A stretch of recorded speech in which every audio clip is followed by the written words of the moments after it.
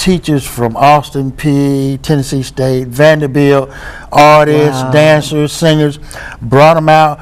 We put on a show that had two components. I was communicating with the inmates via telephone.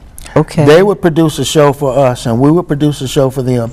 And after the shows, we would communicate, and I would encourage the guys who wrote to get address of this guy. You know, guys who paint, get Professor Hooks' address, communicate with him. And to me, that's awesome. Well, when I was incarcerated, they had an excellent educational system. You could start with, you could get your GED and leave with an associate degree. Okay. When I got on the board, all that had been eliminated. There were it was virtually nothing. You know. Wow. And so, you know, the object of prison, and I met the parole board with a friend of mine, Bill Allen. I don't want to mention his name. He's been incarcerated for 28 years now. Wow. And in the closing remarks, the parole board, the lady representing parole board, said that we all know that the penal system is not designed to rehabilitate. That she was said from that? her. From her? Yeah, and I can say it because it's recorded. So she said it on record. She said, "I want to commend you for your rehabilitation." So, you know, we brought I don't know if you saw the video I did titled "By and By." No, I hadn't. Well, I'll get you a copy, but we took that out there and showed it. And I didn't say anything, but my object was to get the guys to take responsibility for their actions. Okay. You know, I might be innocent. I might not have committed this robbery, but I was hanging out with the people and I was there. You know, so we showed this movie and then we discussed it. And without exception, every one of the guys said, "Well, yeah, man. You know, if I'd stayed home that night with my family like I was supposed to, you know, I wouldn't be here." It's like making them think. Right. That's the first form of rehabilitation. You know, to take responsibility for whatever part you played. You know. You know, and if you didn't play any part, then there's no responsibility to take. But most people who wind up incarcerated played some role, or was somewhere they shouldn't have been. Right. At that time, where probably somebody told them, "Don't you go there. Don't you go out there." Right. Excuse me, Floyd. That is.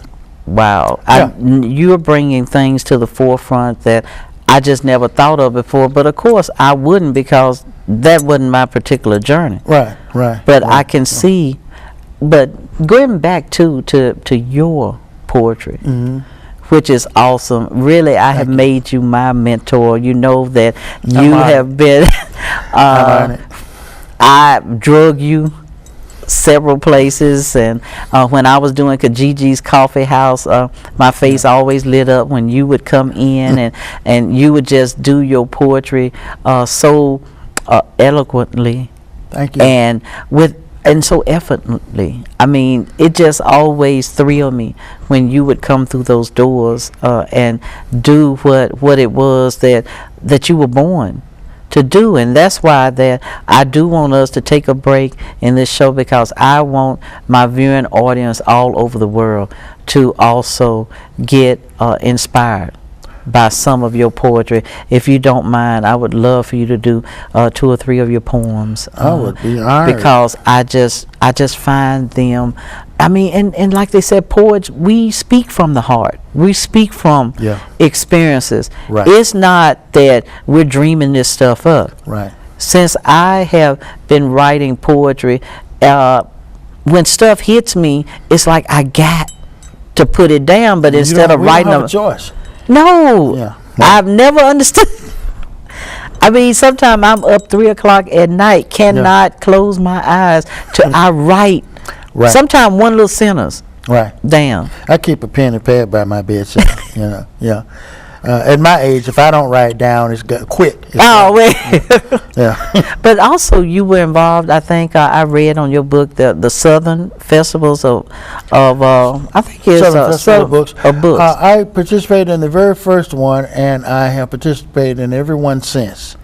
It's a fantastic event that happens in Nashville, usually the first weekend of October. Okay. And it's just like a giant intellectual fair.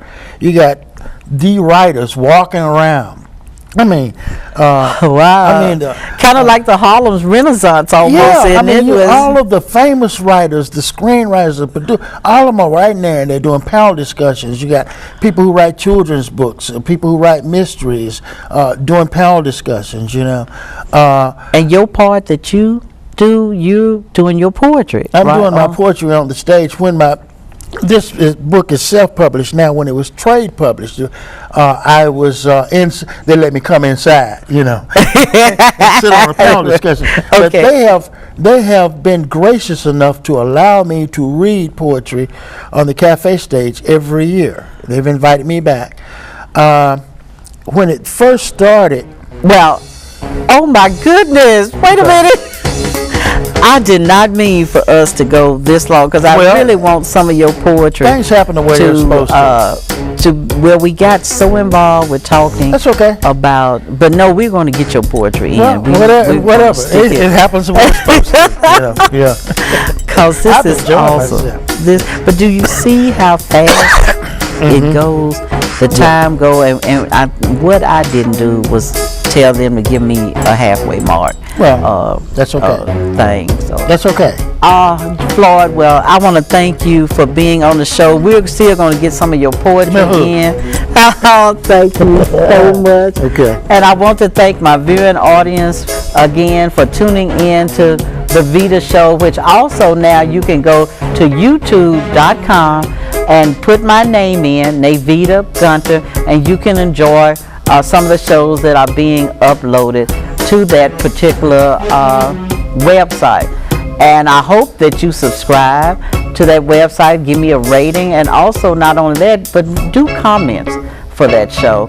But Floyd, this has been awesome. I mean, you have said some things that I just did.